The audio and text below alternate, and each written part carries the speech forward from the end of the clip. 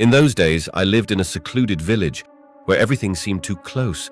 A school, a store with everything you needed, and even a cemetery, as if part of our small world. Residents have long been accustomed to such proximity, but for me it became a source of constant discomfort. I was homely, self-critical, which made me overly timid, especially in front of girls at school, and I generally avoided communicating with boys.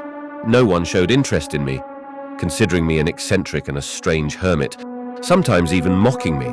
We lived in a house with an aunt and her 2 daughters.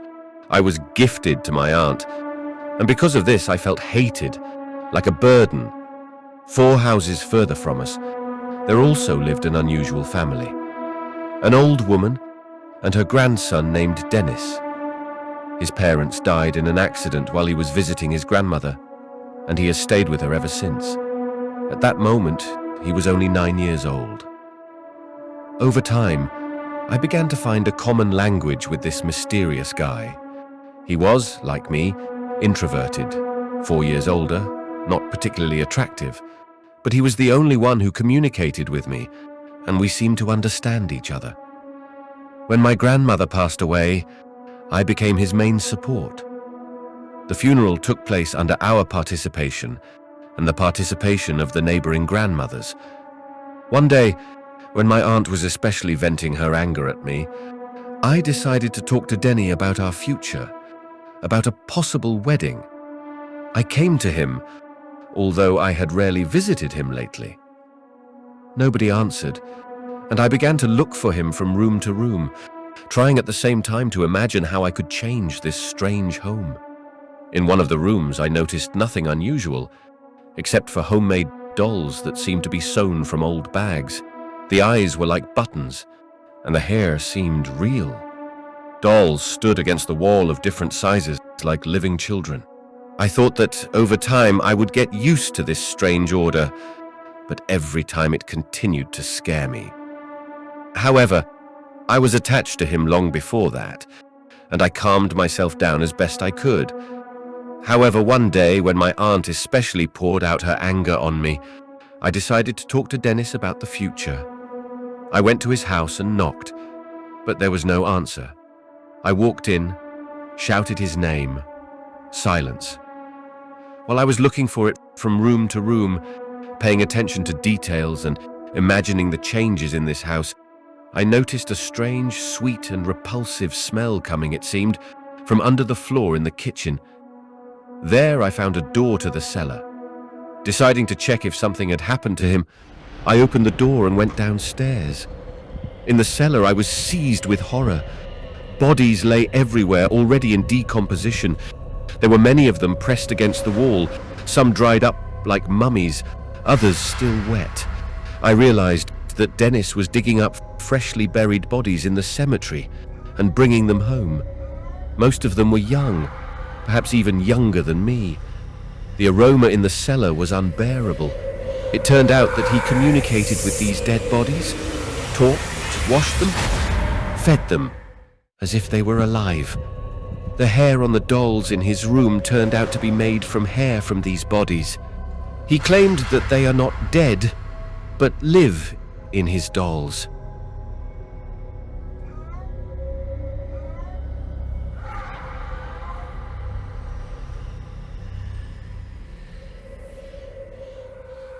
This story began when a young woman named Sophia rented apartment number 404 in an old building. At first glance, it seemed that this was just an ordinary home, but over time, strange things began to happen. In the first week, Sophia simply noticed shadows in the corners of her eyes, but did not pay attention to them. Then the nightmares began. Terrible dreams about someone's presence in her apartment. Over time, she began to hear whispers, which became more and more distinct.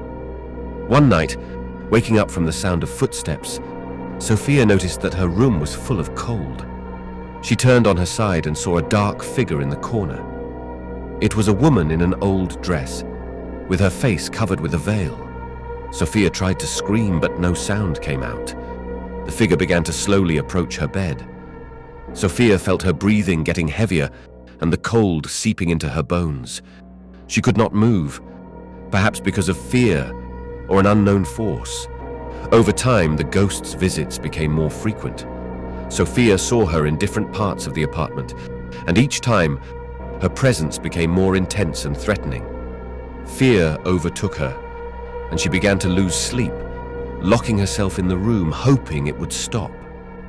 One day, Sophia decided to find out what was happening. She contacted the old residents of the building and learned that apartment number 404 had previously been occupied by a family. The father of the family left, leaving the mother with 2 children. The mother, unable to cope with the difficulties, committed suicide, leaving the children in sadness. Sophia realized that she was not alone in this apartment. Trying to help, she began to perform cleansing rituals, but the ghost did not leave. Her apartment became a place where 2 worlds met, and she was trapped between them. One night, when Sophia heard whispers again, she decided to talk to the ghost. She managed to find out that the ghost mother was looking for her children. Sophia, full of compassion, decided to help. Since then, she has disappeared, as has her apartment, number 404. Nobody knows what happened, and now this place has become part of the mystical legends in the city.